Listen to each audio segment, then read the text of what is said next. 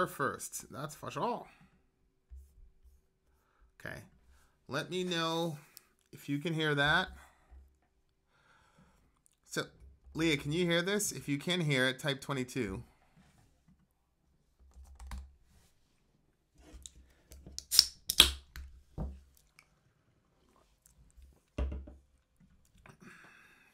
That's better. Okay, good. And so what happened? Did you get a notification? It's like you're the only one getting notifications here. I figured you'd want to strangle me after the what do you call it? The Trump Acosta video.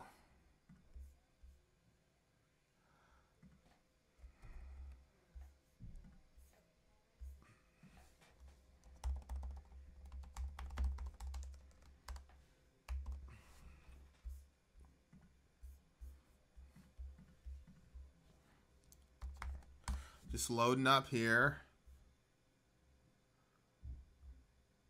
Becky Levitt in the house. I have no idea why we're not getting notifications. It's so weird. So weird. All right, let me just tell the Patreon folks that we're in.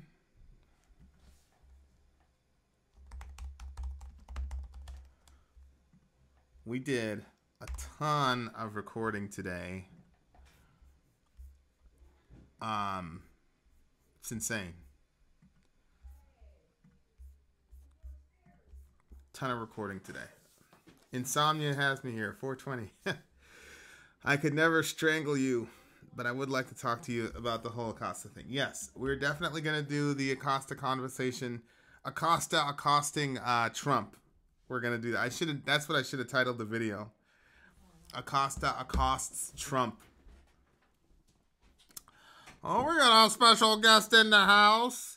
We got to set a timer so that I don't go over time. Yeah. What is it? A wild story appears. Here but not. I'm busy. I'll be in and out. What's going on, Ben Webb of the Pillage? Where's Lilo, Ben? Is Chad on? Chad? Yeah. No, but he's in the chat. I don't know. He never really goes to Firesides. Oh, okay. Don't look at his messages because I don't want you to know the answer. I'm not. I am not. Why would I do such a thing? I'm just trying to get people to invite. Hey, Sarcast in the house. Benzene. There's a specific guy on the Middle America channel that I want to talk about. Talk to. I can't find him. Richard Ortiz. Oh, funny. You're on my left speaker this time. Okay. I need to plug this in. Hi, Leah.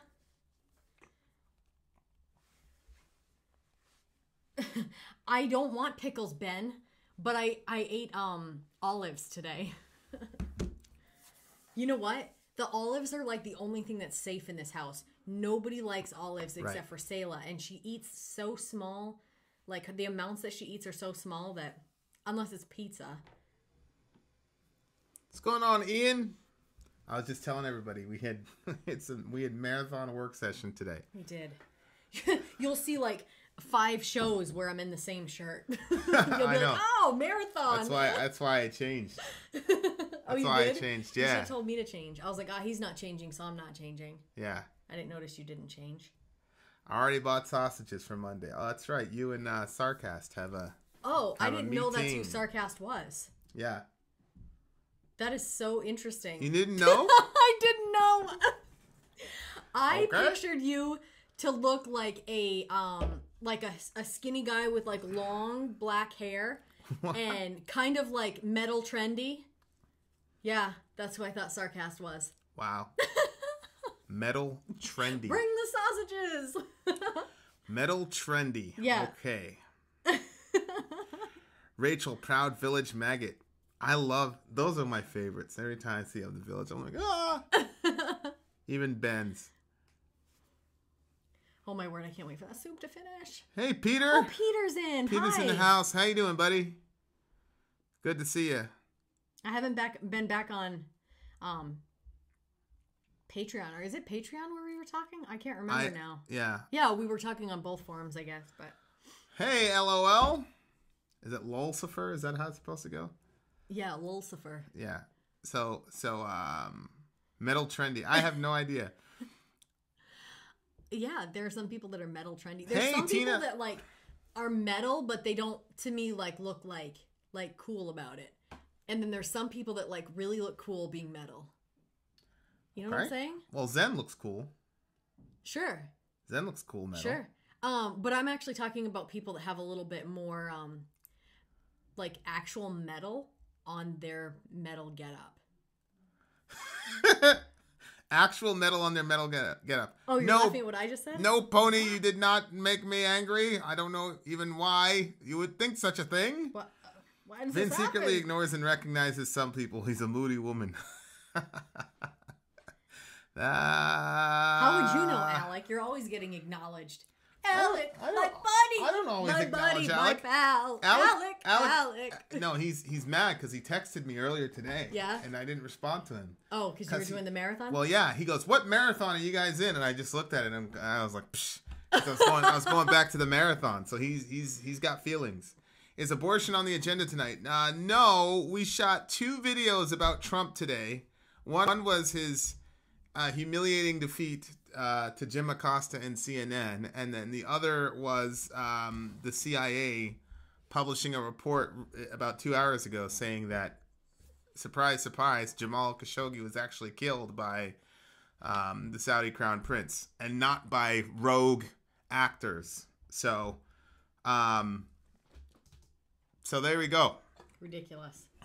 Now, if you want to talk about abortion, I'm not necessarily opposed to it, although we dedicated a good amount of time to it in the last fireside when we were talking to I'm going to check on my soup. I'll be back.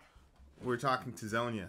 I have a couple other shows, but I'm going to space those out because the Young Turks said something about the Bible and that topic, and so it was very tempting for me to shoot another show, but I had just shot another show on the Planned Parenthood thing, and there's other things going on in the world, although that's the number one thing that's going on in the world in my mind. So there you are. Jamaican soup. Yes, it's going to be pretty awesome. The lady was a vampire, not a demon. Okay. Not much difference in my world, but okay, good. Good. I can't hear you in stereo. Can everybody else hear me?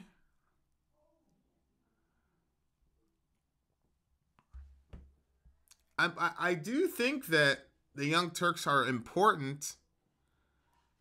Yeah, Alec. That's what it was. I do think that the Young Turks are important because it shows that, you know, regular people can create media who didn't go through their standard media channels to create an actual formidable media outlet. Because they are formidable. Whatever you think of them, they have a ton of reach. And so, you know, the whole Middle America, we are the media thing, I think Young Turks has proven that in spades. So obviously I don't agree with everything they say, but I think that they're important. Left channel only, I see.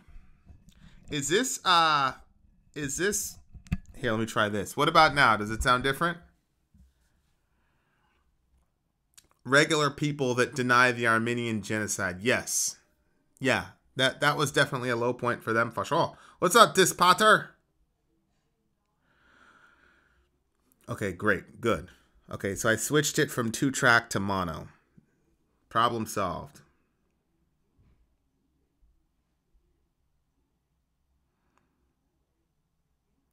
Did you see my comment about Ashtoreth, Vin? I'm assuming that's the Cradle of Filth thingy. I have not. Isn't Anna Armenian? Yes. Anna Kasparian is Armenian.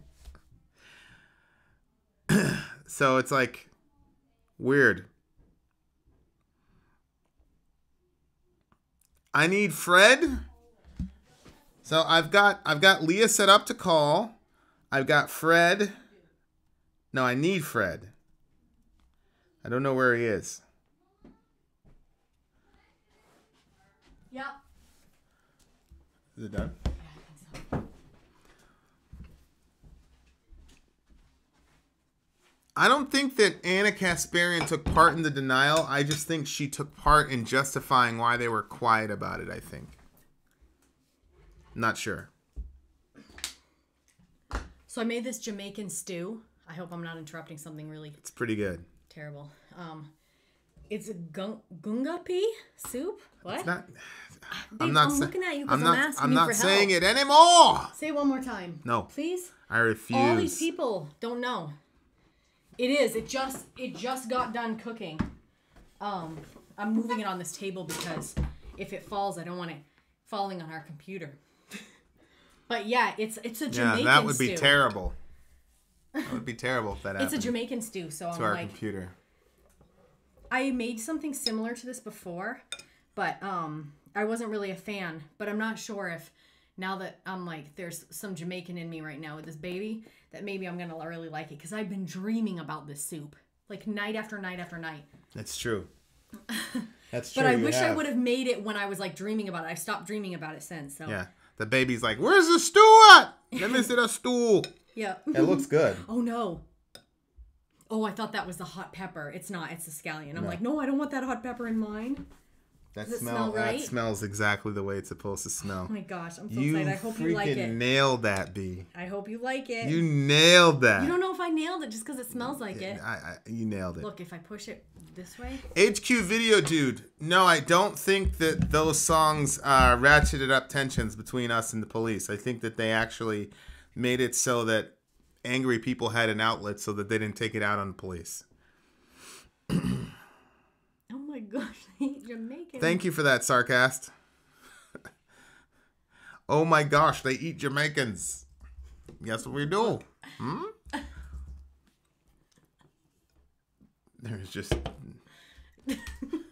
Okay. People mistook your marathon. Yeah, because the whole VIN doesn't have legs. No, even if you have prosthetics, you can still do stuff like that. It's just harder.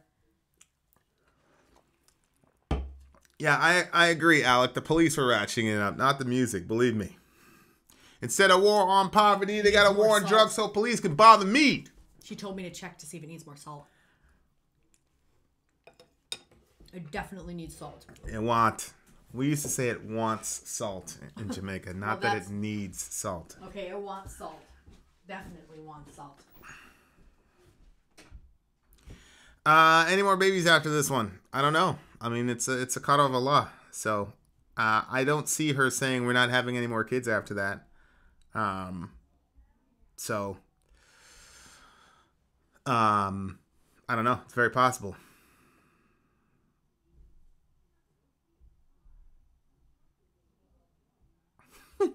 Sponsored by Pepsi and Red Bull. Yeah. Yeah. I mean, I love babies. I love babies. I love kids. I'd have millions of them. Hey! What's up, Gen G? Gen G is going to give us a full report of our typo negative review. It's going to be great. Okay. In 10 minutes, Leah, you're going to open the floodgates and call us up and talk to us about the Khashoggi thing. Tell me where I was wrong. I'm not the Khashoggi thing, the Acosta thing. 10 minutes. 10 minutes, Leah of the Village. Get your notes prepared.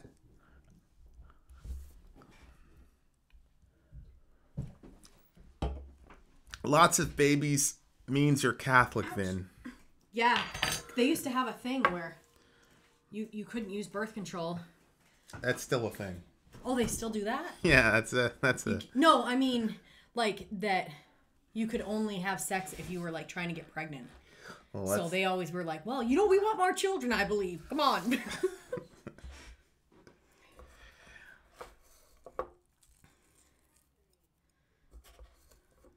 It's still a thing. Yeah. Dees Pater, are you a Catholic, Dees Pater? We need to have some conversations. We need some conversations with some Catholics. One every year, if not, priest would come by and visit, checking. Why no baby? Whoa, that's pretty crazy.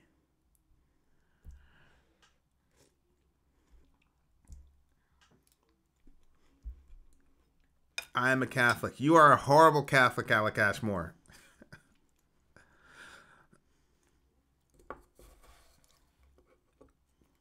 Damon was telling the cult that he made attempts to get you two in our chat, but it fell on deaf ears. What say you? I say he's a damn liar. What chat? The True Cult chat. Oh, yeah, right. Those True Cult people. He's probably talking about what do you call it? Because I made a comment about the True Cult.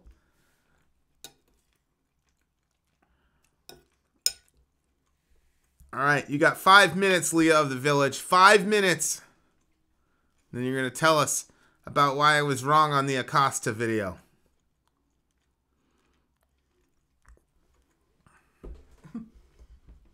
Juicy Peters. I have a friend that has 13 kids. He must be really religious. Yikes. InfoWars allegedly faked the Acosta video. If somebody has 13 kids and you live by them, bring them a meal every once in a while. Okay, Jen. Then the mainstream media wouldn't play the original video again. Bye, Jen. I don't understand what you're trying to... So what does that mean, Meshuggah? Does it mean that you think that Acosta really did karate chop that girl?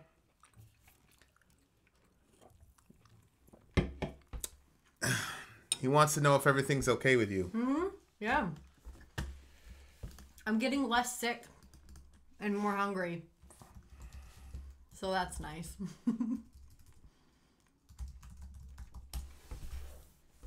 The original vid is all over. I think it's immoral to have more than 2 kids. Immoral? No, that can't be true, right? Well, he might think it's immoral. Why? There was only one Christian. He died on the cross. That's an interesting statement by the big homie Nietzsche. I think it's very, very interesting. Ben Zine, if you really think it's immoral to have more than 2 kids, I would love to have that discussion. That's very interesting. Very interesting. Did you hear that? Nope. Ben says he thinks it's immoral to have more than 2 kids. Yeah, but why? These Jamaican sweet potatoes are definitely more sweet than sweet potatoes. Really? Yeah. Very interesting. Wow. Wow, dude. Wow, guy. Wow. Wow, guy. Wow.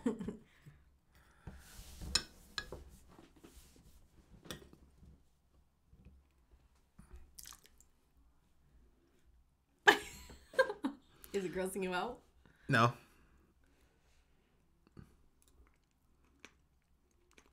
I watched a live feed of the Acosta debacle. He didn't hit her. That is crazy. Oh, here it is. The world is overpopulating. That's why it's immoral. There's not enough to go around. Vin, this is Ben Moen. I can't call him at work. I see. That's because they're yams. Exactly, Tina. That's what I've been trying to tell her. What's a yam? The sweet thing? Yeah, that's what I've been trying to tell you. It was yam. No. Oh, she Malthusian. told me that it was Jamaican sweet potato and it wasn't a yam. Thank you for starting this after I got out of work. That's what we're here to do, Rachel. I was talking to this one. I'm like, oh, no, we can't start the fireside yet. Rachel, let's get out of work. So, sarcast. Did you read that one? What? Sorry, when you say potato, I have this thing about Vin's corpse paint, and then I have to laugh because he said you look like a potato head or something like that. Potato something. What did you say? Meshuggah, call me up if you really believe that Jim Acosta assaulted that young lady. Call me up, please. She went to get the mic and he put he did not assault her. That video where they sped it up so it made it look like he hit her. Well, yeah, they sped it up and now they're like, well, it's modified. It's not doctored. It's like, come on, man. Call me up. Seriously, I want to hear it. What's going on, Gersock?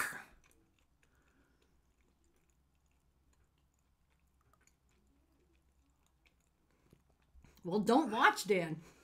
My whole family must be immoral. You guys are victims of fake news. Well, Meshuggah, that's why we have this open forum, my brother. Call up and help us out.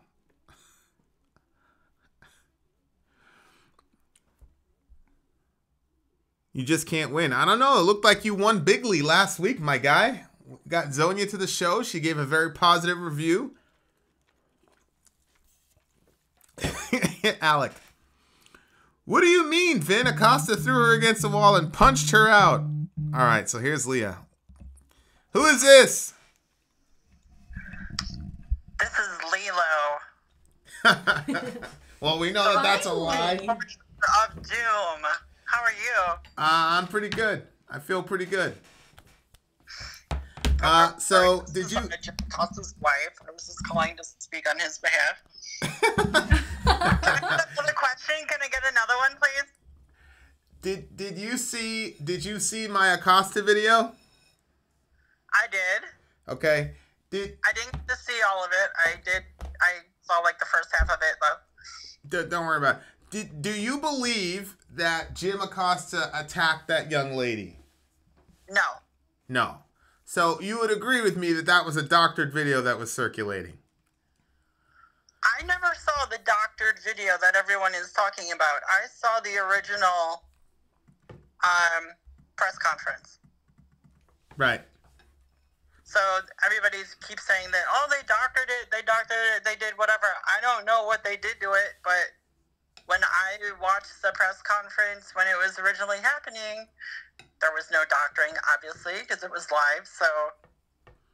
Yeah, well, there's another video, I think, cycled initially by Alex Jones, which the White House then picked up and cycled, where they had it, they, like, sped it up and, like, highlighted it so it looks like he karate chopped her. Right. Oh, God. And it was like, oh, my God, they attacked this poor little white lady. Mm-hmm. And I would not say he physically attacked her. That's a little... I can't stand Jim Acosta, but I'm rational enough to say that, at least. Yeah. Damon Sage says it was a judo chop. Okay, so Meshuggah is saying that Acosta clearly used physical force. You got to call me up, Meshuggah, because I think you're wrong, buddy. Okay, so Leah of the Village, talk to me. What do you have? What's the problem that you have with the whole situation? I think it's just being a little bit blown out of proportion, for one. I mean, Jim Acosta, I don't know why it's him in particular, but Jim Acosta, ever since Trump became president, has been on this crusade to challenge Trump any point in time he can.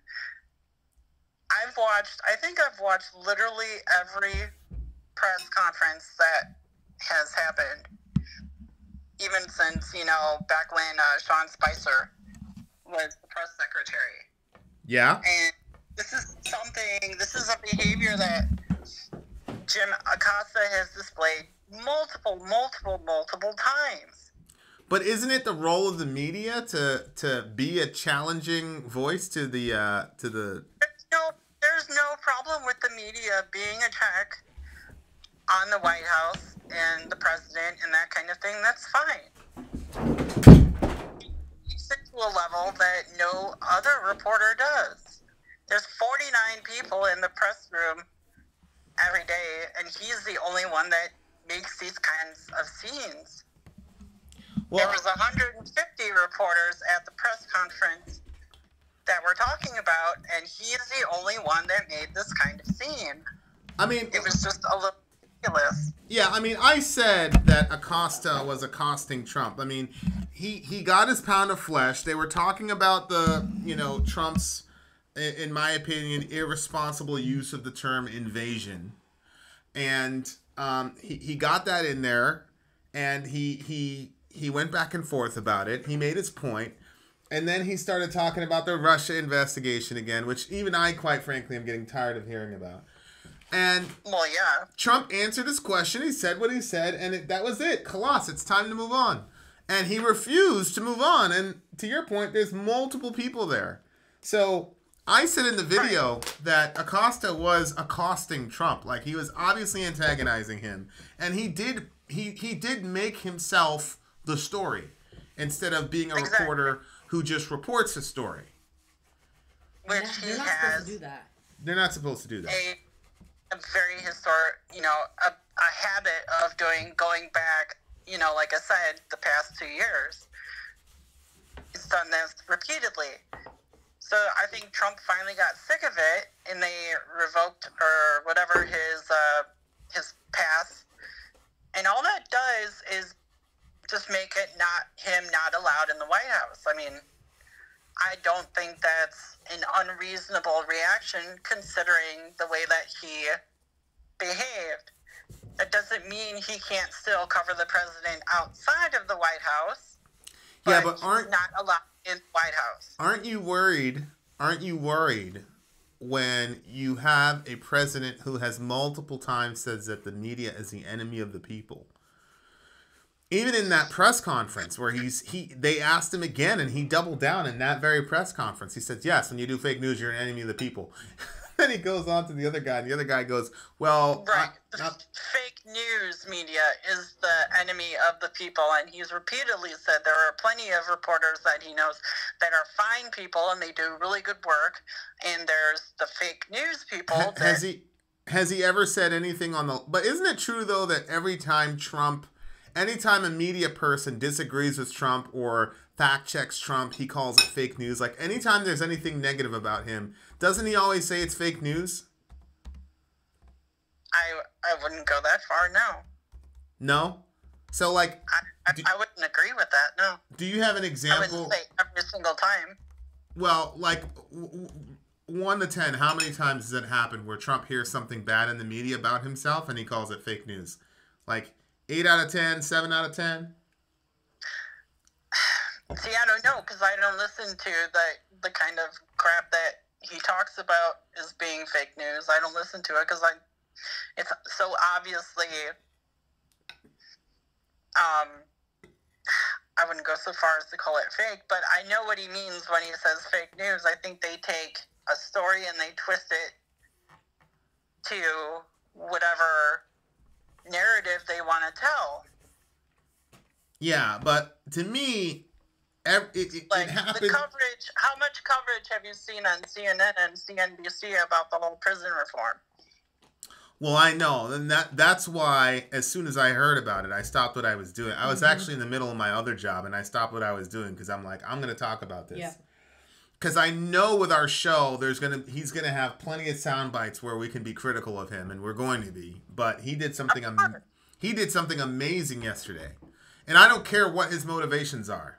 He did something in 2 years that Barack Obama did not do in 8. Mm-hmm. And exactly. A lot of folks don't realize this, but there is a ton of really bad feelings toward Obama in our community because he didn't do a damn thing for us systemically. Well, yeah, I was going to say, and Obama, out of the two of them, had more reason to do it because, No, he had no reason to do it because he had black voters in his... I think all the black people that voted for Obama were expecting him to make their lives better, and that's not what happened. Yeah, Obama really didn't make any effort to secure our vote. He didn't feel the need. Even Puff Daddy, the rapper, all these rappers were making all these Obama songs when he got elected, Mm-hmm. And then Obama didn't do a damn thing. I mean, look, that's disappointing. He would do individual things. One of us would get shot, he'd get on TV, Trayvon could have been my son. But the systemic issues that we've always talked about, he didn't. He did. Sorry. Mm-hmm. He commuted 1,000 sentences. Great. There's freaking millions of people in the prison system. Yeah. Oh, he's the first person to visit a jail. So what? Mm-hmm. Like, oh my God. Who cares? Like, I don't even want my son in there for Obama to visit him. Like, keep my kid out of jail. I don't give a damn about Obama coming to visit my kid in prison. What the hell? Anyway, I'm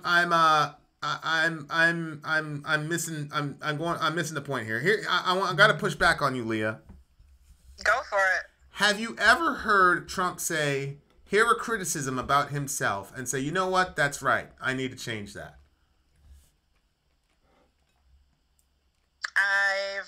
Oh God. Since he's become the president. I've heard a lot from him. All right, let me ask. I'm trying to pick out one time where I can remember him admitting to a criticism. I can tell you, yes, I think there are a few instances that I can think of. I can't give you specifics though, but I would say there's a limited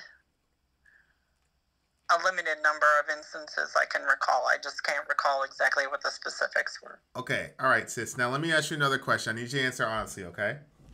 Always. If you guess this question correctly, you will win $10 million in cold hard cash, tax free. Okay? Oh, sweet. All right, so I'm going to give you a scenario, and I'm going to give you option A, option B, and tell me which one is most likely to happen. Are you ready? Yep, go for it. Reporter says something negative about Donald J. Trump. Trump respond. What is the most likely response? Response A, you know what? I need to look into that. That might be true. Or response B, more fake news. What is more likely to be Trump's response in that scenario? Out of these two options, I would pick B, but that would not be my answer. Okay, so what's your answer? I think typically when people accuse him of things that he doesn't think he's done wrong or that he's guilty of, he's very quick to push back and say, no, I had absolutely nothing to do with that, or I didn't mean that, or blah, blah, blah, blah, blah. Yeah, but here's my point in asking that question, because originally what you said was he directed the enemy of the people line at fake news. But then even you being an ardent Trump supporter would admit... I am a supporter, of course. Say again? I am a Trump supporter, yes, of course. Yeah. So even you, an ardent Trump supporter, would admit that he would be more likely to claim... He would more likely to fall back on the fake news angle anytime there's a criticism of him than to introspectively look to see if the criticism is valid. So don't you see the concern there? No. You asked me what his reply would be, and I'm not saying out of those two very limited options you gave me, that's the reply I would pick. But it depends on, there's a lot of variables that go into it.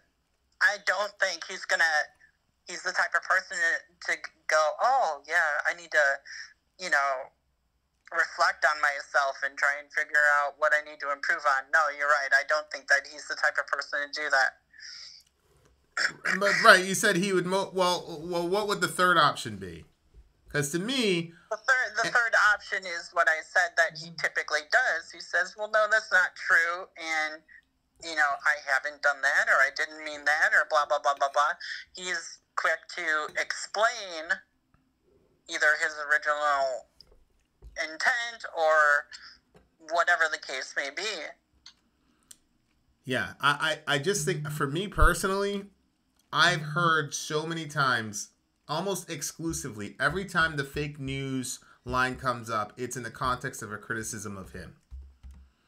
And so when he attaches enemy of the people to fake news, to me what it equals is, if you criticize me, you are fraudulent and an enemy of the people. And to me, that's scary because of how highly I value freedom of speech, which is one of the reasons that, I got acquainted with Jordan Peterson, right? Is that free speech is important. Do you see any validity to my concern?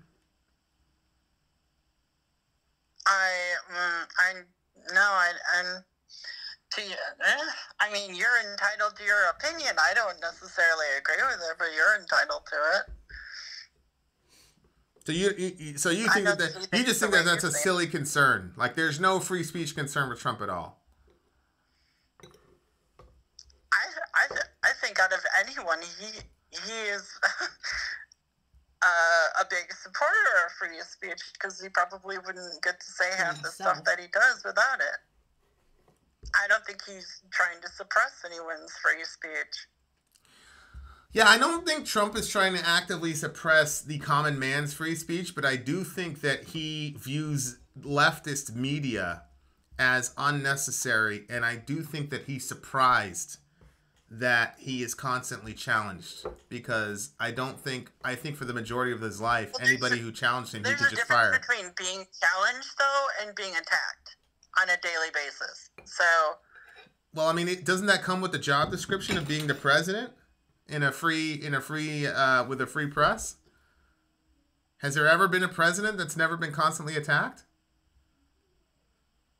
Oh God, I don't know. I've never watched all the press conferences for all of them, but I mean, of course, people have their critiques of the president. That's not a problem. But when you have, certain networks or certain anchors or whatever that nonstop, no matter what he does, attack him, whether it's good or bad, if he does something they view as bad, they go after him for it. And if he does something most people view as something good, they don't want to give him any credit for it, and they try and find a way to twist it. Well, yeah, I mean, I saw that in the comments section when I talked about his prison reform action. Where right. It doesn't, I mean, the guy could rescue 15 elves on Christmas Eve. It wouldn't matter. They'd find some evil, twisted reason for why he did it. Mm-hmm. Right, exactly. So I think that's where that's where his frustration comes from. And he's said that multiple times, that it doesn't matter what I do, they're not going to give me credit for it anyway. Well, what was Fox News doing with Obama for 8 years? I don't know. What's funny is, up until Trump got involved in politics, I wasn't interested in it. I absolutely hated politics. Huh, that's interesting. Huh. Before Trump, I did not watch anything remotely political related. I stayed out of it because to me it was all the same. All these people that keep promising the same shit and they don't ever fulfill any of it. So what's the point? Well, I mean, he's definitely doing his thing. That's for sure. I mean, he's following through on his stuff. You can't deny him that.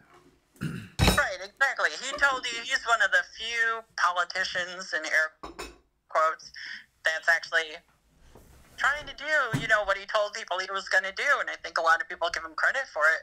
And unfortunately, I think some people don't like that about him. Yeah, but the thing that gets me about Trump is that I don't think that he can get out of the mentality that everybody reports to him. I don't think he understands that as a president, like over there in Europe. Does that happen often where a president gets sued? Well, I mean, over there in Europe, they have a term called prime minister. And minister actually means servant. Like, you're the primary servant of the people. Mm-hmm. And I don't see that type of mentality with Trump where it just seems to me that he thinks that everybody reports to him. The media is a completely separate body that doesn't report to the president at all. Mm-hmm. And that's how the democracy is supposed to work. At his rallies, that this is one of the most awesome political movements that this country has seen in a long time, and it's a movement, and it's not about me, it's about all of us and trying to make the country better. Yes. That supports that kind of mentality. No, but that's something that any wise political candidate is going to say. But what I'm saying is, when he gets, because you got to agree with me, Leah, those people at that rally with the MAGA hats aren't going to challenge him either.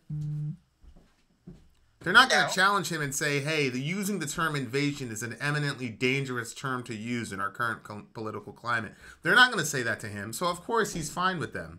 What I'm talking about is when he gets directly challenged, it seems to me that he just wants to fire people. Because he's been raised that way his entire life. His dad was a rich, powerful person. I don't resent them for it. He was a rich, powerful person. I mean, his famous quote before he got elected was, "You're fired." And so it just seems to me that he can't. And I'm not even mad. And I'm saying this to everybody. All of us would have a difficult time if you were raised that way. if I take epigenetics into consideration, it would almost be impossible not to think that everybody reports to you. Because now, the dichotomy of being the president is that you are the most powerful person on the planet Earth, while at the same time, you're supposed to be a servant of the people. And I think managing that dichotomy is extremely difficult, and I don't think that he's doing a very good job with it. Well, I do think he is, you know, I think, actually, I kind of agree with you that he's probably not used to that mindset of being the servant, but I do think, you know, considering he's only almost 2 years into it, I do think he's doing a decent job as such. I think he's doing what he views as best for the people of the country in his policies, you know, and he's not taking his presidential salary, he's donating all of his presidential salary to various... Well, he's definitely not in it for the money. That's obvious. Right. Because Right. he So, obviously I mean, took a pay cut doing this stuff. Right. So, you know, I agree with you that his mentality is probably not the most submissive, servant-like attitude. I think when he gets challenged, his initial reaction is to want to fight back. Yeah. Sometimes I think every now and then, yeah, I think he takes it too far sometimes in the stuff that he says. You know, I am a Trump supporter, but I'm not a blind follower. You know, I do think he takes things a little too far sometimes, but overall, I think that kind of fight back instinct has served him well in certain instances in his presidency so far. Okay, I can agree with that. Leah of the Village, ladies and gentlemen. Thank you. I wish we had one of those clap things. Yeah. Much love, sis. A little applause machine. Yeah. All right, waiting for the next caller. Bye. Love you. Bye. Love you. Good luck, honey. Thank you. All right, we got a lot of opinions in the chat. We got the Meshuggah guy saying that I've been brainwashed by liberal media because I don't believe Jim Acosta chopped that lady. Really? Yeah. Dan! What's cracking, homie? What's cracking, big homie? Hey, Dan. Hey, sorry, how you going? Good. Okay, so Trump. I want to play devil's advocate here a little bit. So, my thing is, how seriously are you when you say that the President of the United States is the most powerful man on the planet? I'm dead serious. You're dead serious. Okay, so what if I was to tell you that every president, every prime minister in every country on the planet is just a puppet? I mean... Well, I would respond by saying he's the most powerful puppet. Let me say it that way. I would agree. But how much power do you think the guy has when it comes to policy reform and things like that? Well, no. I mean, in America, we have checks and balances because our founding fathers understood the sinful nature of human beings. But for example, when George Bush wanted to invade Iraq, we invaded Iraq. He made that happen. Yeah, do you know why he made that happen? Because 2 planes just blew up the fucking Twin Towers, man. And the Americans were like, let's go and blow up all the fucking Muslims. Yeah, he used the national tragedy to further his foreign policy agenda. So, what's your point about Trump? So, I don't think, I mean, the guy obviously is a complete wanker. What's that mean? He's not obviously, the guy's not a nice person. I mean, he shouldn't have become president. People were pissed off with the last president, and that's how he ended up in office. Am I right?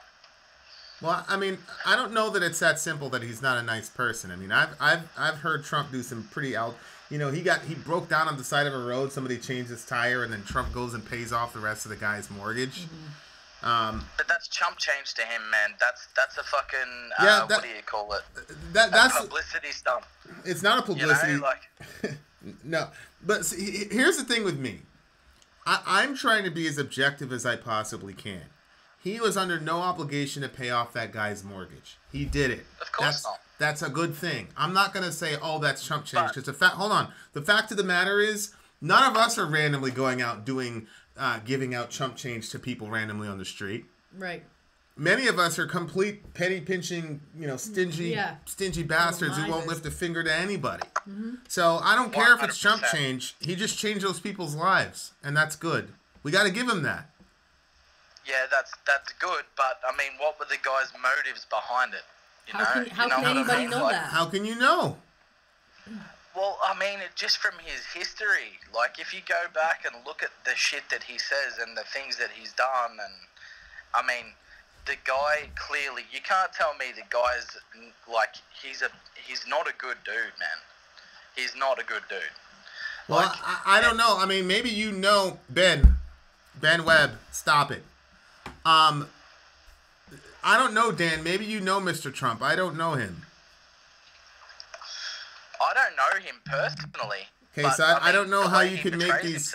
I don't know how you could make these absolutist statements about the man's moral character. Well, it's not absolute, but I mean, it's what he projects. Well, I don't think that he only projects badness. I think, look, if you had a camera, the last 2 days, the guy's done something really good. You know, like, obviously the prison reform thing's fantastic. Mm-hmm. You can't take that away from him. But what are the motives behind it? And that goes back to my thing, but the guy's not really in control of what he's doing. You know what I mean? Like, when it comes down to it, man, they're all slaves to the powers that be. Okay, who are the powers? Who are these powers, Dan, that you're talking about? So the 1% of the 1% that control most of the money on the planet, dude. Who are they? Name them. Well, it's not really a them. Oh, I suppose it is a them. I mean, the Rothschilds are a part of it. There's a whole bunch of big Jewish bankers are a part of it. It's those Jewish bankers, huh? Hold on, you're breaking up, man. Well, it's those Jewish bankers. It's the Rothschilds and Soros. Not just the Jewish ones, man. There's plenty of European, white, very, very rich people. Okay, so they're the ones that are in control. 100%. Whoever has the money has the control, bro. Okay. All right. So what's your point? So I don't think you can blame just like the president himself for what he can and can't do. If you know what I mean? Like, I don't think it's all on them, whether it be Obama, whether it be Bush, whether it be Trump. Well, no, I can blame Obama for not using his executive powers to the degree that he should have in order to do something for black people in America. Right. Well, in saying that he was a puppet man, he was one black man in a very, very white sea, bro. So? So, how much pushback do you think he was going to get if he was reforming particular things for the African American race? The facts are, Trump was able to get the Koch brothers and the ACLU to agree on something. That's part of the leadership. That's part of the leadership package. What we're talking about on this channel a lot is institutionalized racism, right? Yeah, and you had a black president with the middle name Hussein who got elected by the majority of the country. So he can't use that as an excuse. Well, I don't think he ever did use that as an excuse, but I honestly think that if he was going to reform anything big that was going to be good for the African American people, there would have been some serious pushback. Well, yeah, but who cares? Like, he didn't even try. We didn't even see him get. You know how much power he had in his first term? I'm just playing devil's advocate here. Don't shoot the messenger, right? Trump could cure cancer and people would find an issue with it. I agree. The lack of ability to be objective about Trump is amazing to me. Mm-hmm. Yeah, I totally agree. So what I'm saying is it doesn't matter which president, who it is, whether it's the Prime Minister here. Dude, we've had 3 Prime Ministers this year here. Like, the party keeps fucking booting them out. It's bullshit. The guy that's our Prime Minister now isn't even an elected official.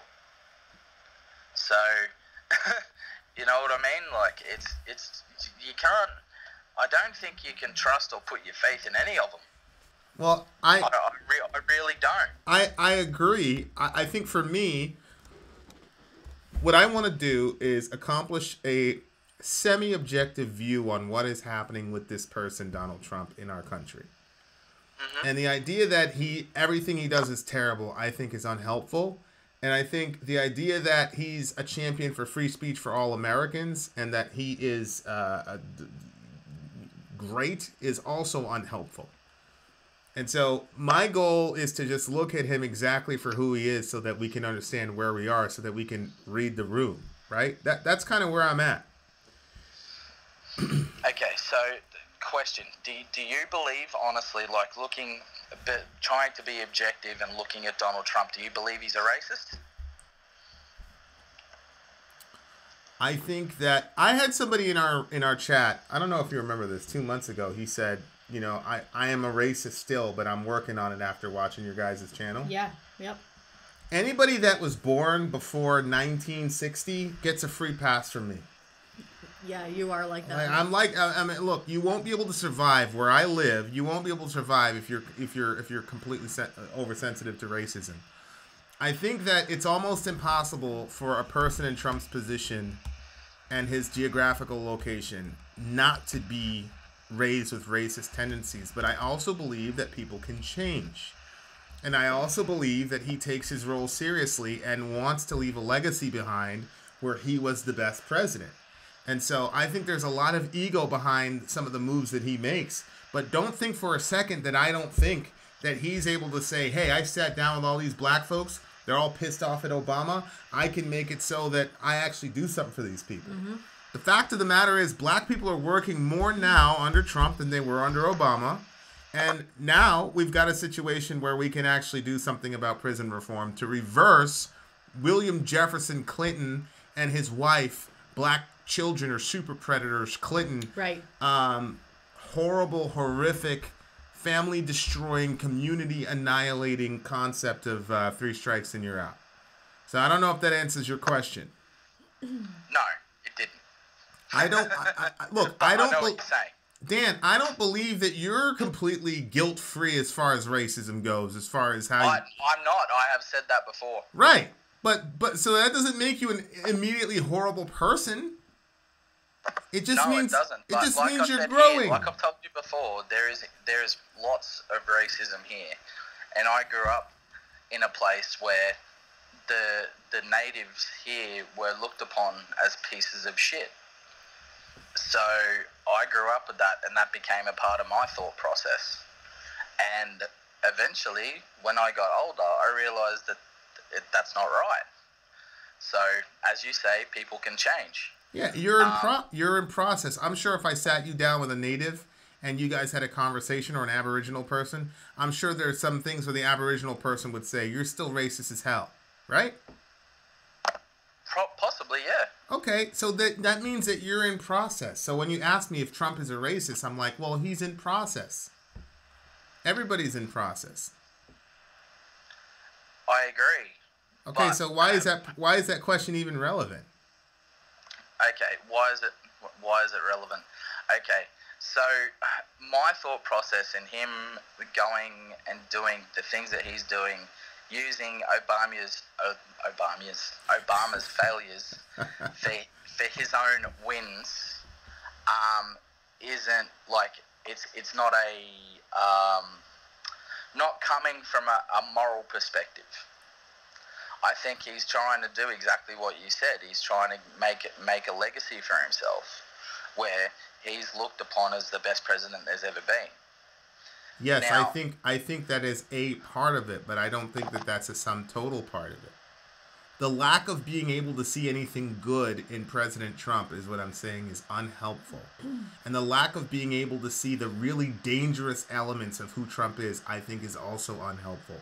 I think he's an extremely dangerous actor on the world stage right now.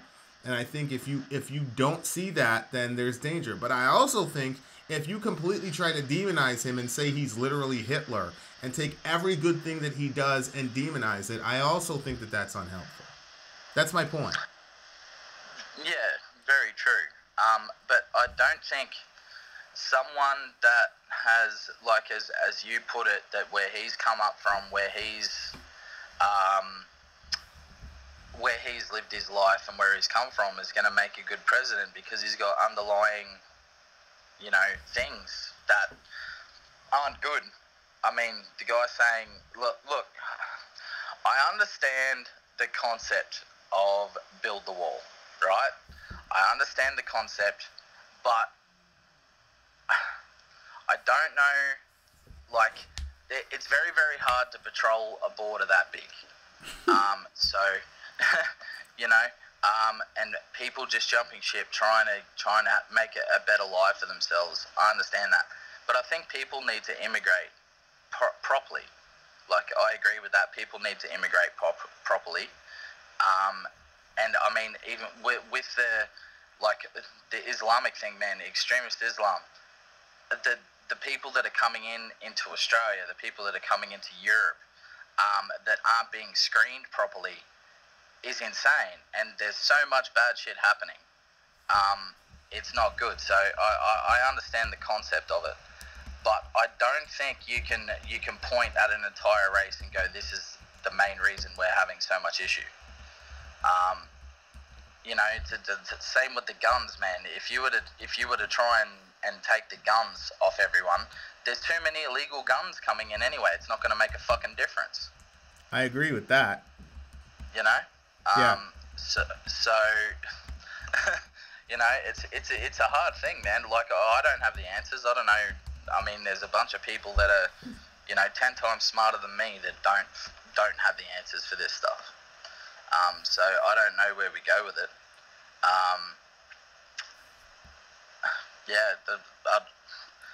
I think conversations like this, more conversations need to be had. I think there needs to be some sort of, world governing body, if there's going to be any real change for the better. To be honest, that's my honest opinion. I'm fine with that as long as it's headed up by an American. Yes. And their inherent is why most of the planet hates America. Well, look, we've got all the resources that we're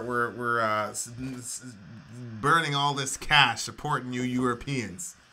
So yeah, it's time to you got to ante up. This is the thing. You hate America, but then America's financing your economy all over the place. When you motherfuckers go and blow shit up, who's right next to you? That's true. I'm not mad at you for that, but I don't hate you.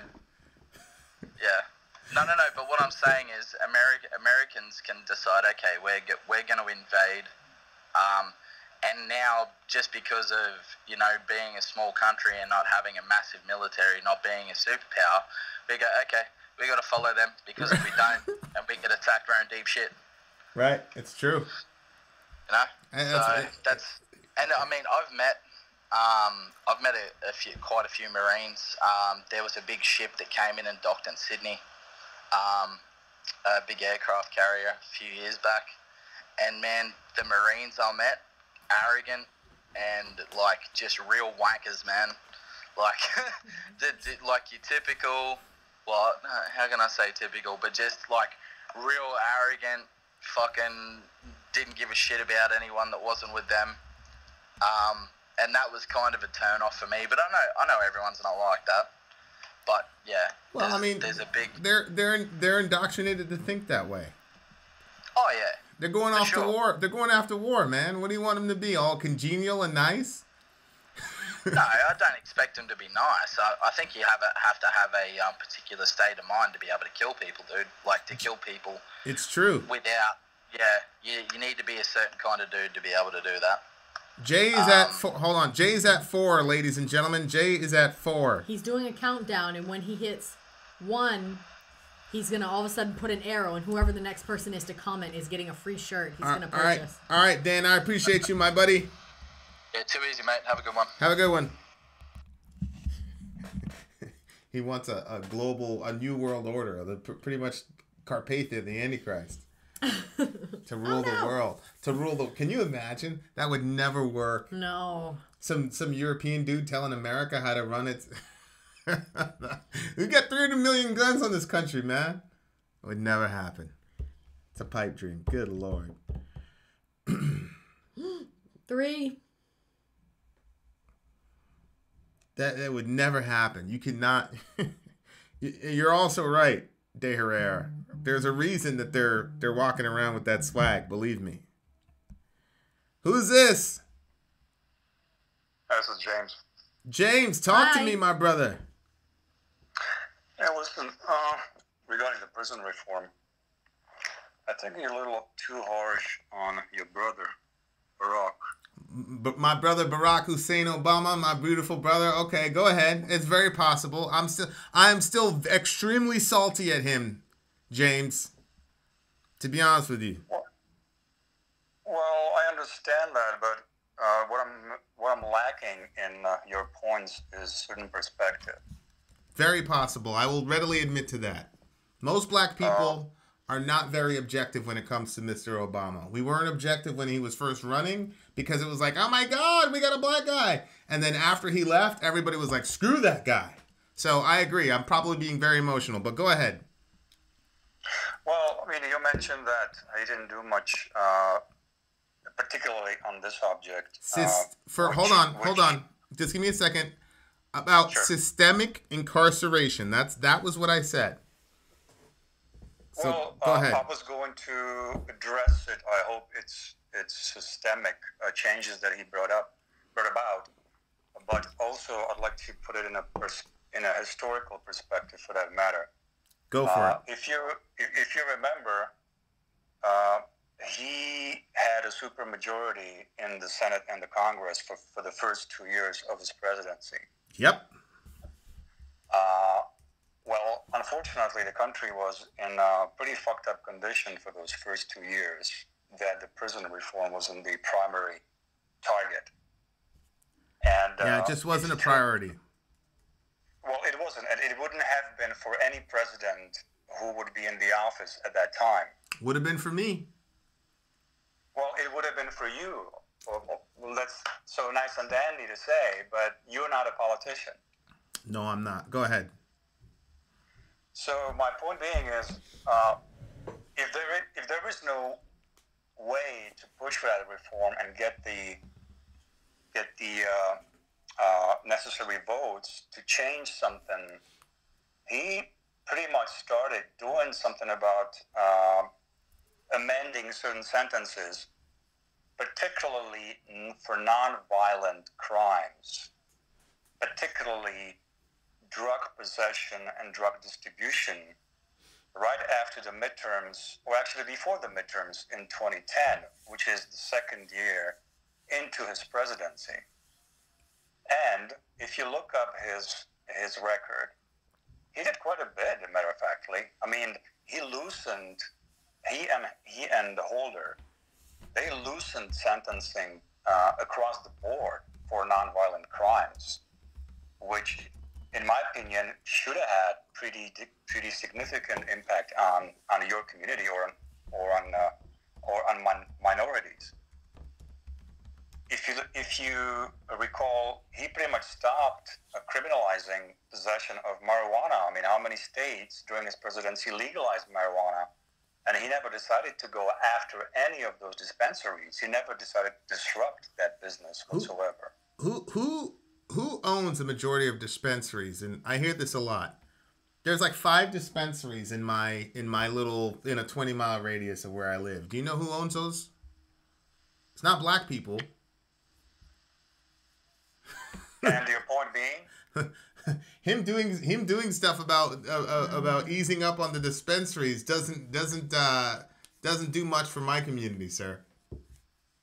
Yeah, but so but at the same time, it also says that your committee cannot raise enough money to be able to open up those dispensaries. That's true. And there's systemic reasons for that, too. Mm-hmm. Yeah, but I mean, you can't blame everything on the system. Well, hold on, my brother. Hold on. You're saying that Obama easing up on the dispensaries was some sort of win for the black community. I'm explaining to you that that's not the case. No. I'm not saying that is a primary, secondary, even tertiary reason. But what I'm saying is that he loosened a lot of the sentencing and prosecution of these type of crimes, which those crimes were the ones filling up the jails, not the violent offenses. I mean, if you look up the population of U.S. prisons, most people are in it for non-violent crimes, not the violent ones. Oh, I agree with you. I agree with you completely. I'm still waiting though for legislation that attacked the systemic targeting of black people in the 80s and 90s. Because that was the specific context of my video. Mm-hmm. Well, you go after the three strikes law, right? Do you understand hold on, James, do you understand the historical context of the three strikes law? Well, why don't you enlighten me? Okay, so one of Richard Nixon's top aides on his deathbed confessed that the war on drugs was designed to go after hippies, or what he called hippies, which is basically left-leaning white people, and black people, the black community. So the war on drugs completely decimated the black community in the 80s, and it was specifically went to target us. And then in the 90s, you had the three strikes rule for the people that had been assaulted by the war on drugs, which then completely solidified the decimation of the black community. So now you have a generation and a half of people who are without fathers, without male role models, and what filled the gap was violence and criminology, which anybody will tell you will happen when you do that to a group of people. So if you want to say, well, hey, it's 2000, we did that for about 20 years. Now it's 2018. What's wrong with y'all? Why don't you have enough capital to create a dispensary yourself? I don't know. Maybe it's because wealth generally is accumulated generationally. And when you go after a specific group of people to incarcerate them so that they cannot generate wealth, so that they cannot pass it down to their progeny, then you're going to create situations like that cyclically. So in order to undo that, I don't need anybody to help me. I just need people to stop putting barricades in my way of progress. So these are regular basic talking points anybody in the black community that's known anything about the last 30, 40 years in America will tell you. Barack Hussein Obama knew all of this and did nothing to deal with the systemic issues that have been happening to us over the last 30 to 40 years. He was too busy sending people into re-education camps for not selling birthday cakes to people. I mean, those are the facts. So I get it. Obama did not have enough votes in Congress to bring about that executive change in that law. That's a simple fact. My brother, who had more power in his first 2 years, Trump or Obama? Where was the country in the first 2 years of Obama's presidency compared to the first Trump's 2 years? Economically. Can you answer my question? No, you answer my question. I'll answer your question after you answer mine, because I asked mine first. Okay, so repeat your question. Who had more power in their first 2 years, Trump or Obama? They had the same amount of power. Oh, Trump had a supermajority? Trump has enough to push through legislation. My brother, that wasn't my question. My question was, who had more power in their first 2 years, Trump or Obama? Okay, if you want to go to that detail, then Obama did, yeah. Okay, so now I'm going to answer your question. The economy was in much worse situation when Obama took office than with Trump. Obama also had to deal with what he was going to do with Iraq because we were still in Iraq, right? And there was also the discussion about how we're going to handle the troop surge. Are we going to do another troop surge? I mean, I remember all of this. I'm very aware. Here's the thing. If you're the president of the United States, I expect you to have a foreign policy and a domestic policy. I expect you to be able to walk and chew gum at the same time. So I understand that there were challenges. There were challenges. But the problem is, when he had a supermajority, he didn't even present anything that could have reversed these policies, brother. Present it. If you present it and the nasty white Republicans shoot it down because they all hate black people, I'm speaking tongue-in-cheek here, then fine. But that's not what happened. You had a supermajority and you didn't do what you could have done to do something for our people. That's a problem. And this is not just Vin talking here. You got a lot of folks in the black community that feel this way, my guy. And I don't speak for all the black community, but I'm telling you, I speak for a lot of them. Well, I'm not. I don't really care if you speak for yourself or for bigger group of people. But again, what I said is you guys are lacking completely the perspective. I mean, if a 10% unemployment, if 500,000 jobs being lost every month, if Dow Jones at 7,500 or 6,800, whatever it dropped down to, if auto industry being pretty much on its knees, if the banking industry, which is pretty much a foundation of every economy, being on its knees, is not enough for you or to convince you that he was in shithole of trouble to focus on and put the prison reform on a back burner, then nothing will. My brother, Donald Trump is not walking, is not having a walk in the park. He's got challenges of his own. Now, keep in mind, say again? His challenges are laughable. No, they're not. They are ridiculous and they're laughable. Donald, all right. Well, well, shit. Donald Trump has no problems. America has no problems. I didn't know that, James. Are you serious? It's not about America. It's not about America. There's no problems, but you're comparing apples and oranges. No, I'm not comparing. I'm pretty sure I articulated pretty well the challenges that Barack Obama was facing when he got into office. Is that fair? Well, you articulated it pretty well, true. Okay. But you don't understand the depth of No, what you're I do understand. What you're ignoring, though, my brother, is that he didn't even attempt. His first 2 years when he had a supermajority did not even attempt. It's not true. I just told you in 2010, and I'm not sitting in front of my computer right now, but if you are... You got to let me finish. You got to let me finish the sentence. You can type in Obama legislation, whatever, achievements or whatever you want to call it, in the legal system, and you will see for yourself that he started in 2010 to try to do something. You got to let me finish. Particularly on a non-violent crime. You have to let me finish my sentence. Okay, go ahead. He did not attempt to reverse the systemic targeting of our people started in the war on drugs and three strikes. Right. That's what I said. Well, he actually, if he allowed states to legalize marijuana, then he de facto stopped the war on drugs. No. Let me. I'm going to say something to you, James, and then you say back to me what I said, okay? Okay. Obama did not attempt to reverse the effects of the war on drugs and the three strikes initiation in the 80s and 90s against our community specifically. He didn't do that when he didn't do that when he had a supermajority. He didn't do it legislatively. Yeah, you're right. Okay, and that's why we're mad at him. I understand that, but again, in my opinion, that opinion lacks a perspective.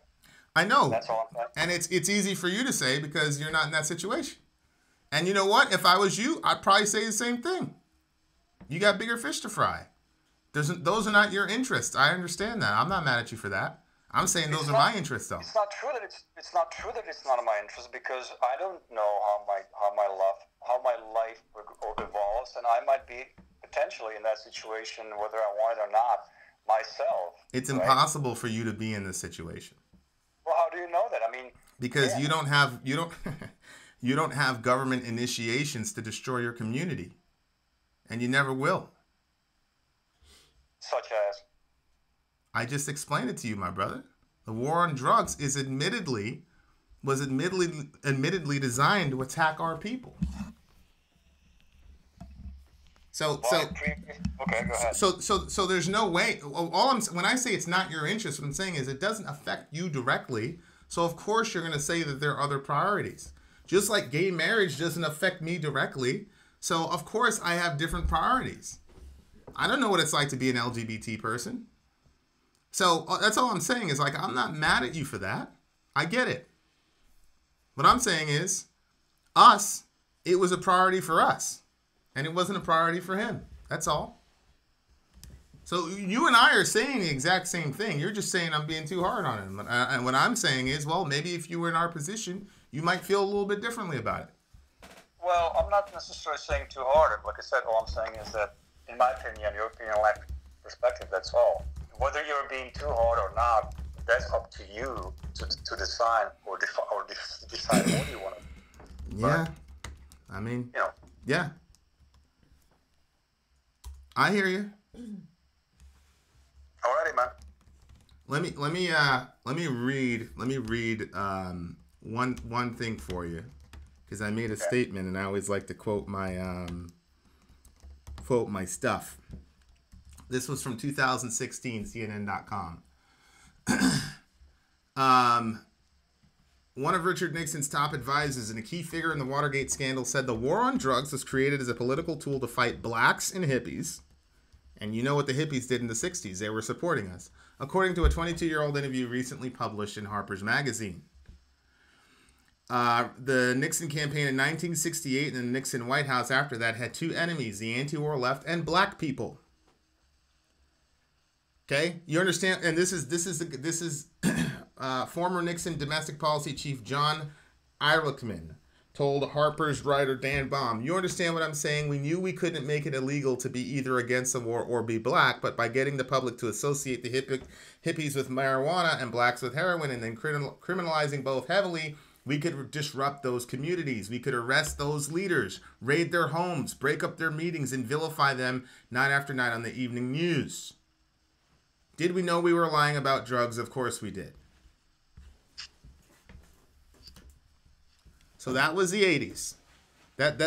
So from 1968 all the way up into the end of the 80s, and then in the 90s we had the three strikes rule. So say what you want about how come you guys don't have enough capital to create your own dispensaries. Say anything you'd like, but the folks in power specifically targeted us. Those are the facts.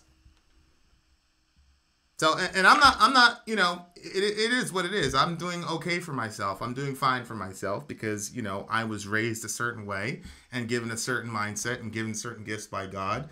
And so I've been fine my whole life. But I also know that not everybody is like me.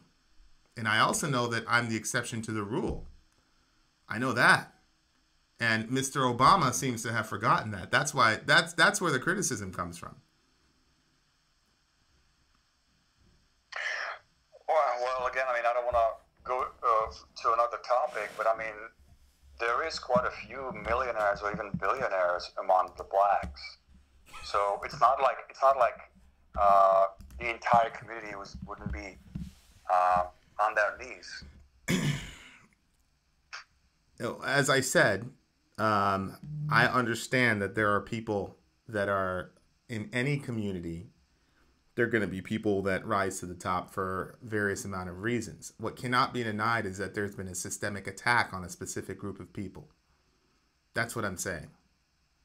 No, I mean, I agree with your point that initially back in the 60s or 70s, the U.S. government came up with a system that was discriminating towards you guys. Absolutely.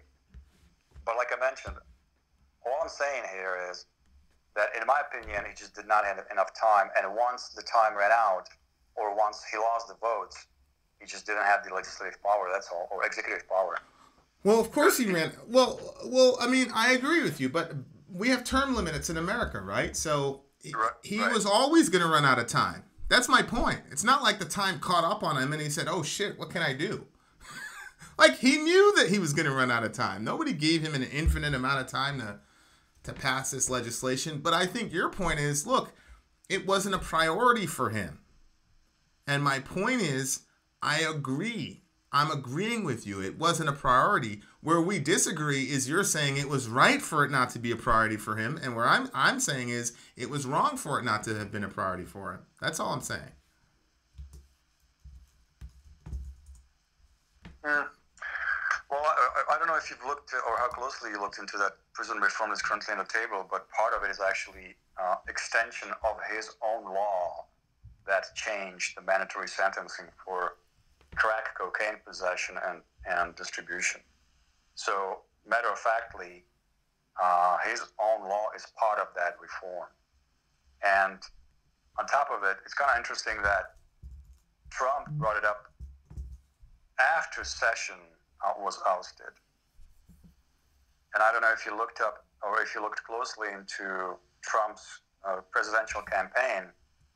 He was fiercely opposing any kind of a prison reform at the time. Oh yeah, I know that. It wasn't until Kushner showed up, because Kushner had family that was in the penal system. I know that. Right, exactly. I know that. And this particular law, if I'm not mistaken, was already or has already passed the House in May, so it must have been out there for quite some time. And it's interesting that it's only making its way to Senate only after the latest AG was ousted. So there probably wasn't that much will among the top dogs to push for it. Look, I don't think that Trump goes to sleep in African pajamas. I don't think that Trump is a champion of black people. All I'm saying is he got it done. Well, wait. He hasn't gotten it done yet. It hasn't passed. It's gonna. You and I both know it's gonna pass. It'd be political and career suicide for Trump to bring something like this into Congress and it not pass. No, I agree with you. I mean, it would be a abysmal failure for sure. It's gonna pass. There's no doubt. I put my firstborn on it. Yeah, but we'll see what kind of changes or modifications they will make to that law. Well, I mean, it's better than the changes and modifications to Obama's non-existent law. Alrighty, man. All right, brother. I appreciate you. Take care. Good conversation. Very, very good conversation. Fiery. All right, guys. I think I've got about 15 minutes left. 15 minutes. I've got a metal guitarist on the line.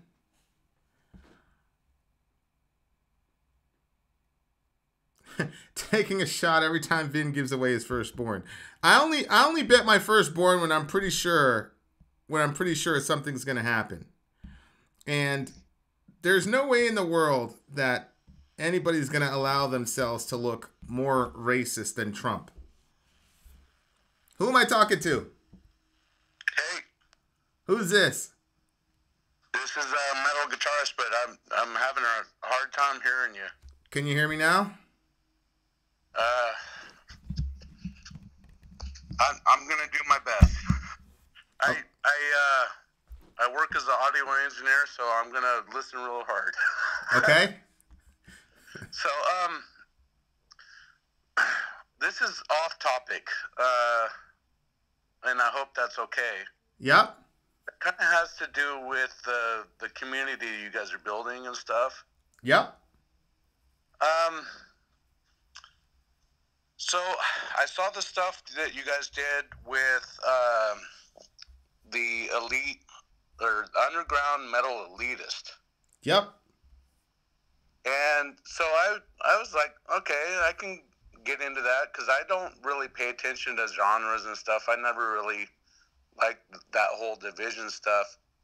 So I went on this thing just to kind of see what, like different genres was and stuff like that. And he had a live chat, and I got on his live chat, and I was like, hey, I saw you on Ben and Sorry. I subbed to your channel.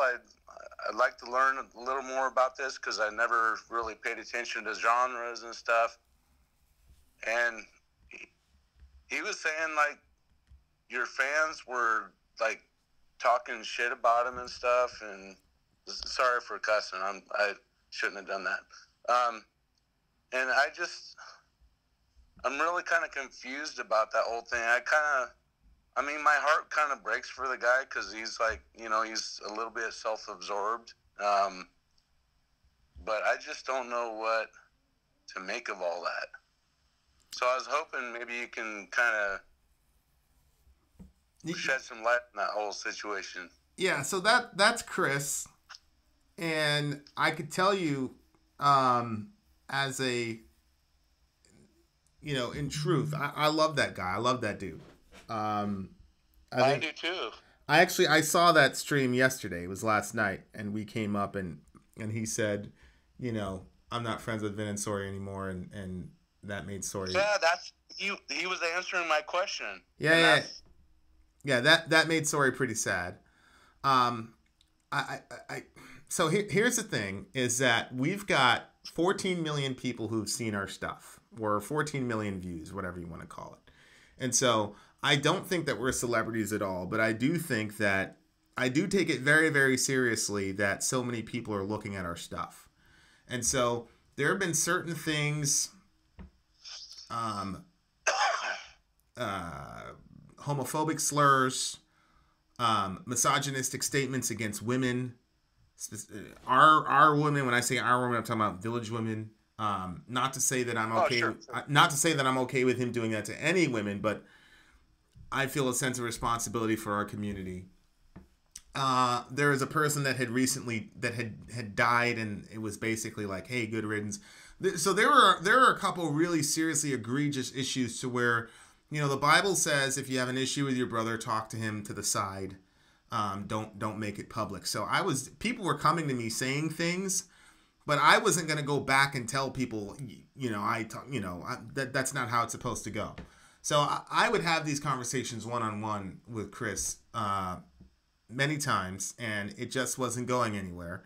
And so it got to the point where I said, okay, look, I cannot in good conscience continue to promote your channel. Look, people don't need to agree with me. They don't need to believe in God. They can be Satanists for all I mean, it's not that. It's just when you go out and attack vulnerable groups of people, use homophobic slurs, people know how I feel about, you know, feminism, things like that.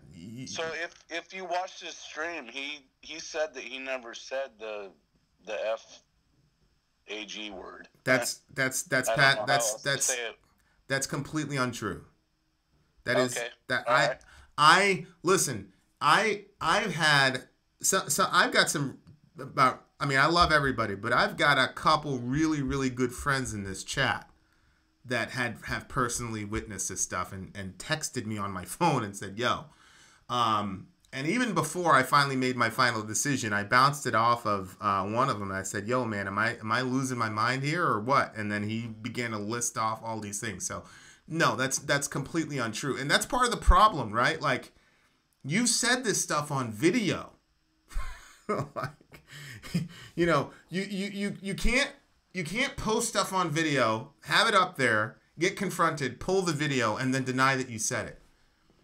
You know. Okay, I didn't see that video. I just was going by what he responded to me in his live stream. Yeah. So I don't have all the facts. I was just, and he was saying that you guys were saying stuff about him. I said, I can't really believe that Vin would say stuff like that. I mean, No, I kept all of that. You know, like I said, I reached out to a couple people for advice. But I kept all of that pretty close to the chest because it wasn't, even though I don't want to promote his channel, I'm not going to do anything to destroy his channel either. He did talk about us publicly yesterday, and so I felt at some point I was going to have to address it, but that's what happened. But I will say that I love his show. I still watch it. I love him as a person. And I just hope that, you know, all of us have areas where we need to grow. And, you know, I'm never going to say he's horrible or anything like that. I love that guy. Oh, yeah. And I hope the best for him. And, you know, and eventually my hope and prayer really is that we'll be able to reconnect again at some point. And, when we're both more mature, let me say it that way. So if you see this, Chris, I love you, man. I love you to death, bro. But Yeah, that's kind of where we're at. Even just watching your videos, I learned a lot from like the different genres of metal and stuff. I'm talking to Chris right now. Because I never really paid attention to the genres. I more listen to the music because I'm a musician rather than a lyricist. So I just like the music part of it more. I mean, the lyrics are interesting and stuff, but lyrics don't get me in a mosh pit, you know? Right. The music is what gets me in a... Matter of fact, never mind, I won't tell that story, but I was in a mosh pit. I'm 45 and I'm still in a mosh pit, so... there you go. Saturday was an interesting day. Yeah. Yeah. But I love your guys' channel. I love you, Chris, and I learn a lot from all you guys. So thanks for taking the time. Yeah, no doubt. I appreciate it. Good call. All right, talk to you later. All right, guys. 5 minutes. 5 minutes. Shout out to the big homie. I'm still a baby villager. Oh, that's funny, baby villager.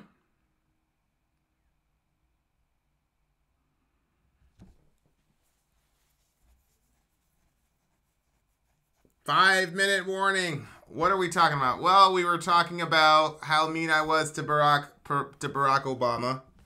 But I said prior to the call even starting, I said that sure, yeah, it's almost impossible for black folk to be objective about Obama. Either way. So there was that. There was whether or not Trump was a danger to the country. All that good jazz. Pony, are you calling?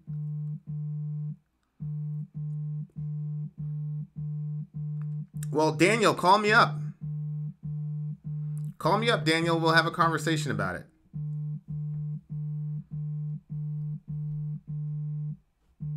It's almost impossible for people to be objective about anything. That's true.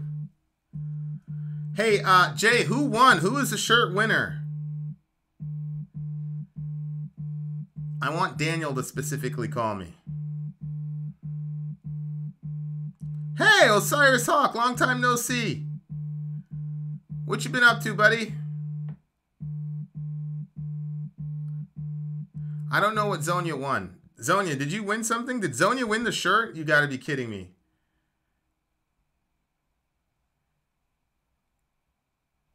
I am clearing the line for Daniel because Daniel said something, so I want him to get on and talk to me about it.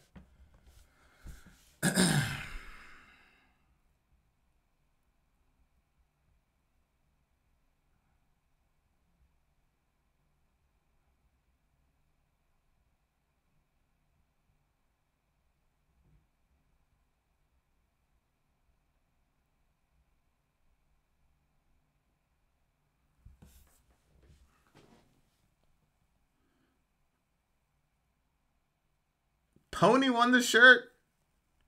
No way. Wait, Sala, did the Lakers win? Did the Lakers win something?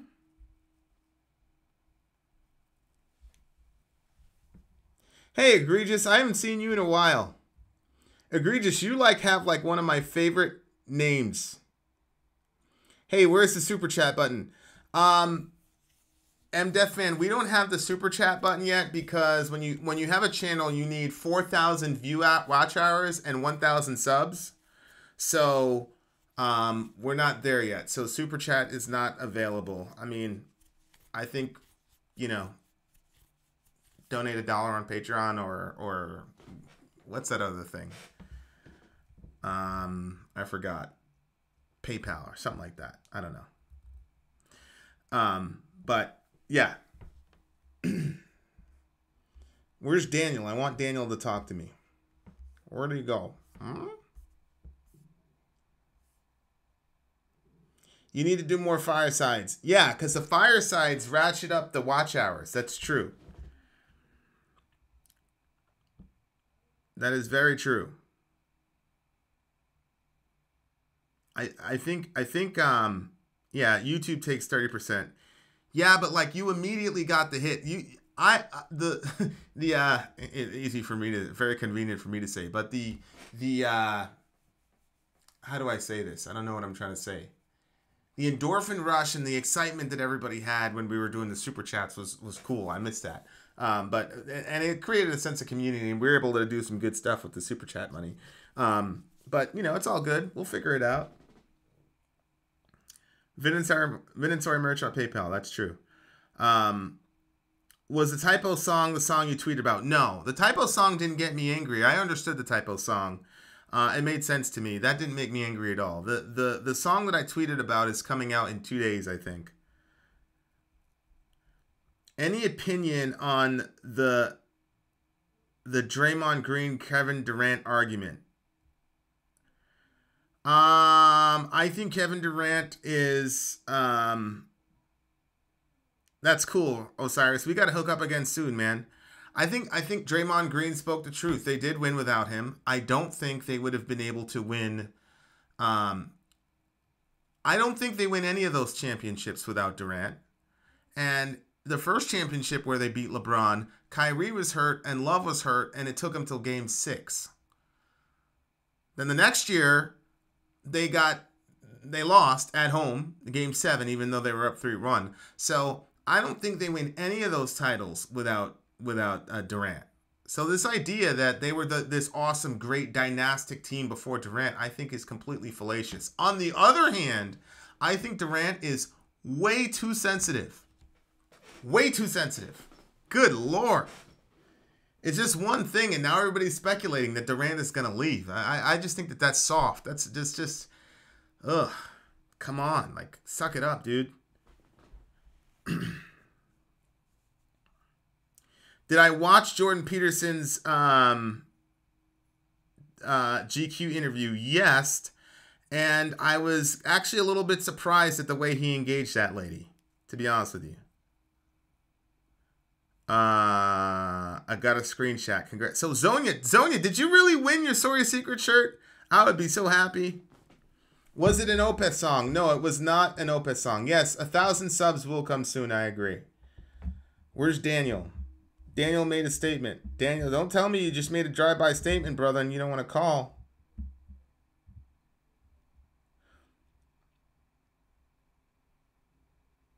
Oh, downloading Skype. Okay, so Daniel is downloading Skype, so he's going to call me up. Do I have a favorite NBA team? Yes, it's called any team that LeBron James is on.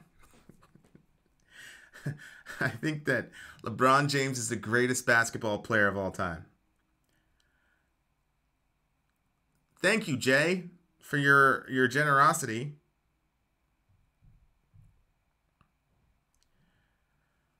Joel, I think the Lakers are going to take it, actually. I think the Lakers are going to take it. Our economy is based on LeBron James. That was a huge win for the Seahawks, for sure.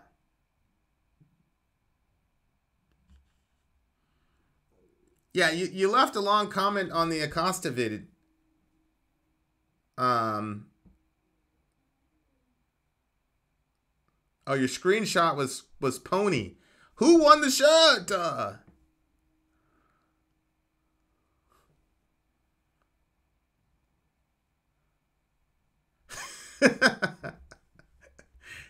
The Saints are a problem. I'm still rolling with the Patriots. I want to see what they look like this Sunday. But they didn't look very good at all. What about the Carmelo situation? He'll be fired after a few months. Carmelo got officially released yesterday by the Rockets, so he's already out of there.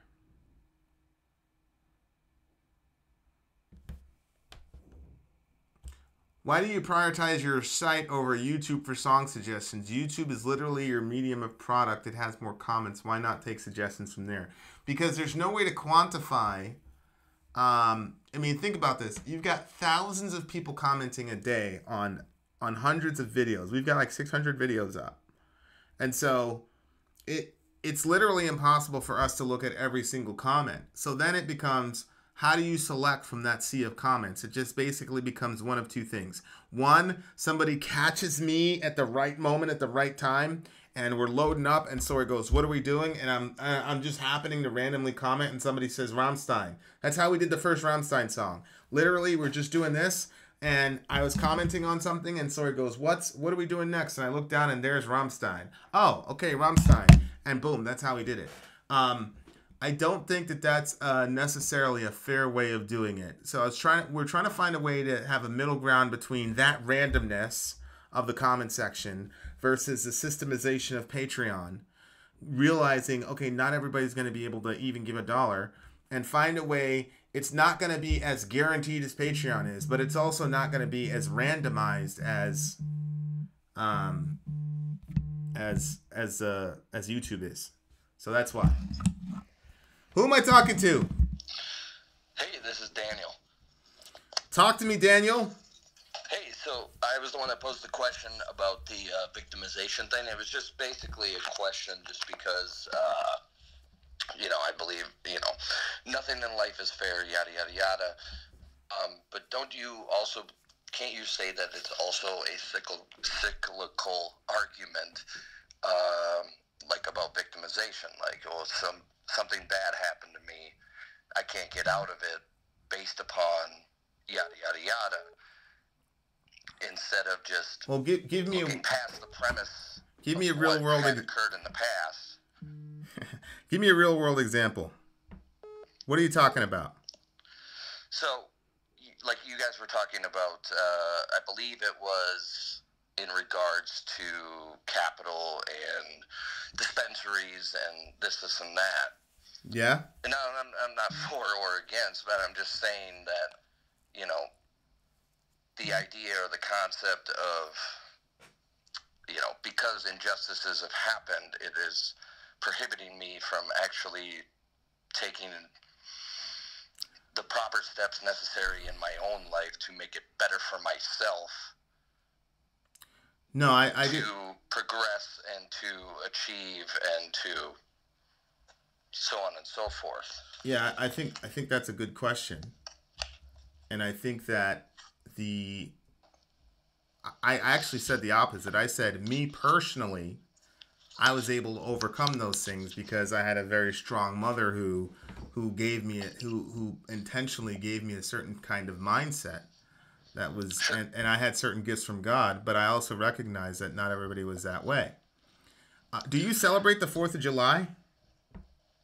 Do I celebrate the 4th? I usually have to work the 4th of July, so I don't get a chance to go out and do all that stuff. But if I did, sure, I'd probably go out there and light off fireworks and do all, take part in the nation's pride and yada, yada, yada. Isn't it true that you're celebrating something that happened hundreds of years ago? No, I understand the point there. What's the point? The point is like, okay, the very same point of why people celebrate Christmas. No, that's not my point. Here's my point. Your forefathers did something hundreds of years ago that you're still benefiting from today, right? Very true, yes. Okay. So it's strange to me when people who would celebrate 4th of July based on the benefits for something that happened in the past somehow don't understand that even though an event happened systemically in the past, that it still has ramifications on the present. So look, your responsibility as an American is to build on what your fathers created. You can't just celebrate. You'll agree with this.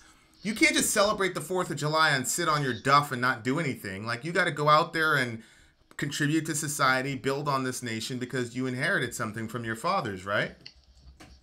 Exactly. Right. And so when I say that the black community was targeted, and we know this because This was admitted. I'm looking at it.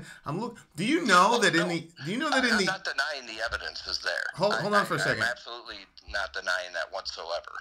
Let me share something with you. You might not have known this. Do you know that in the 80s, during the whole Contra situation over there in South America, you had CIA operators that needed quick cash. So you know what happened? They went and they said, "Now listen to this. It's a situation, and I'll provide the link in the chat. It's a situation where we need money for a covert operation. The quickest way to raise it is to sell cocaine. You guys go sell it somewhere. We don't want to know anything about it. Do you know where they went and sold their crack? Yes, in the inner cities and the ghettos. Yes. So you've got to. This is essentially like part of the Iran Contra. Right. This testimony. So this is the late 70s, early 80s, brother. No. Yep. I definitely understand. I was born in the early 80s, and so I remember seeing things. Okay. About all this, and so here's my whole point is. Yes, I know that things have happened, and anybody who's immigrated to America has suffered. Hold on, my brother. It's not things have happened. There is a systemic attack on a certain group of people. I had Elio Mike on the call a couple days ago. He goes, "Well, you guys are doing the most violent crimes. I wonder why that might be." And so there's this disconnection that we're just looking at the fruit of an issue instead of looking at the root of an issue. That's my problem, right? Like, and my problem. So when I talk to black folk, I don't have this conversation with them. Yeah. So when I talk to black folk, I'm like, look, you need to suck it up. You know these people aren't going to help you. You need to go. You need to work harder. You need to work better. You need to be better than everybody, because that's what my mom told me. She said, when you get a job, you outwork everybody and you be the absolute best person at that job. That's why I work the hours that I work. My mom gave me a crazy work ethic. So within the black community, and I'm oversimplifying here, but there are two very simplistic ways to look at it, which is you are behind the eight ball. You don't have the opportunities other people have. Therefore, you should just quit and feel sorry for yourself and go down the wrong path. The other way is to look at it and say, look, you've got all these things stacked against you. So the way that you're going to overcome is you're going to be head and shoulders above everybody. You're going to work harder. You're going to work longer hours. Every time there's overtime, you're there, that type of thing. That was the mentality that my mother gave me, right? And that's why we're doing 5-6 videos a day over 6 months, and people are crying, not crying, very legitimately talking about feeling burnt out. And they do 30% of what we do, right? It's because my mom gave me a certain mentality. So I'm with you about individual responsibility. What I'm saying is, as a whole, there's got to be some recognition that we got here by very specific, targeted, intentional actions. And so the context of that whole discussion was Trump, who... Trump's not going out in front of black people and saying, "I love you guys are great," blah. Obama was saying all that BS, right? Here's what Trump said. I don't know if you remembered this during the election. Trump said, "Look, y'all don't got no jobs." Right? He went to the black communities and he was like, "Y'all ain't got no jobs. I can get you jobs." Right? Like, there was no like flowery anything. He just told us, "You guys need to get to work. Get a job." Okay? Yep. And I love that. And sure enough, black people we've got the highest employment rate that we've ever had in a long time. Yep. Well, so my whole point was, I think we're probably agreeing here, and I'm talking too much, so I'm going to shut up and let you talk. But my point was, Obama had all this flowery speeches about how, his election was metaphorical for progress and all this and that. But at the end of the day, we were not better as a community of people after 8 years of Obama. Trump, bull in the China shop, call him racist, okay, whatever. But at the end of the day, he's doing stuff in 2 years for us that I'm sorry, Obama didn't do. That's where I'm at. Okay, so you have the last word because I talk too much. No, it's all right, man. My whole point was I was raised very, very similar. Obviously, not under the very circumstances that you were brought up as well. But my whole thing is, like I was saying before, is, I agree with everything that you said. I do feel that at a personal level, at an individualized level, we do need more strong character and stronger parenting, like yourself had, and I had, to help us look at the injustices and look at the roadblocks and to say we need to be better and we need to get over these hurdles at a personal level. But I agree with everything you said, prior to that. I just wanted to make sure that, because the victimization is a cyclical, go to a downward spiral, you said, to say, well, everything's against me. I can't push beyond that, so I'm going to go do this. Well, yeah, I mean, to me, somebody can check me on this, because it's very possible, because like I said, it's very hard for me to be objective about Obama. But to me, it seemed to me like he was sympathizing a lot with, we've had all this stacked against us. Tugging on the heartstrings. Blah, yeah, and like, meanwhile, there was like, okay, well, where's the beef? What are you actually doing? Well, where's the infrastructure? What are the channels? How are we reversing this stuff? And I didn't see it. Okay. So well, I appreciate you taking the time to call me. I'm kind of getting a crappy connection here, so I can barely hear you. But thanks again. I love you guys' channel, and you guys have a good night. Yeah, much love to you, my brother. I appreciate you. Yep. Bye. All right, and with that, folks, I have to get out of here. I said 15 minutes, 30 minutes ago.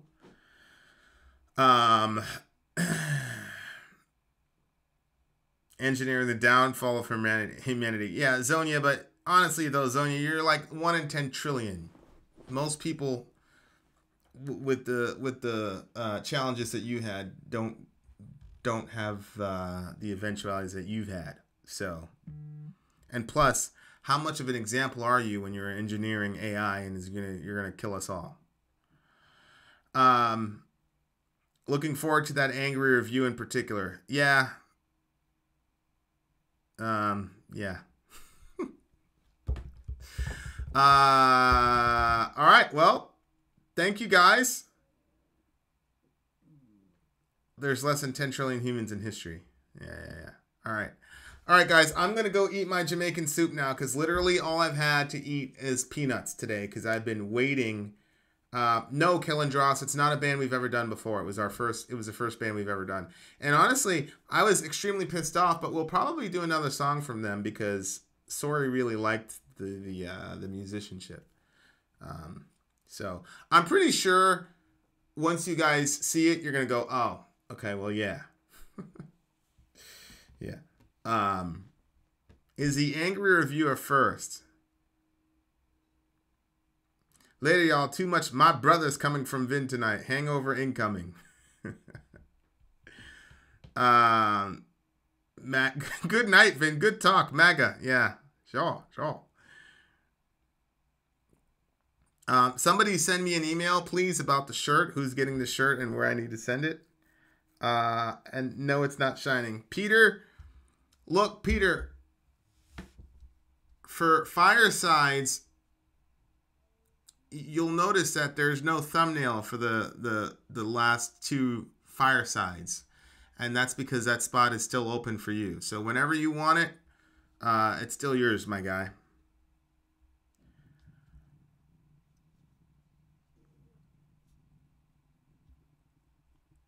All right, I gotta go.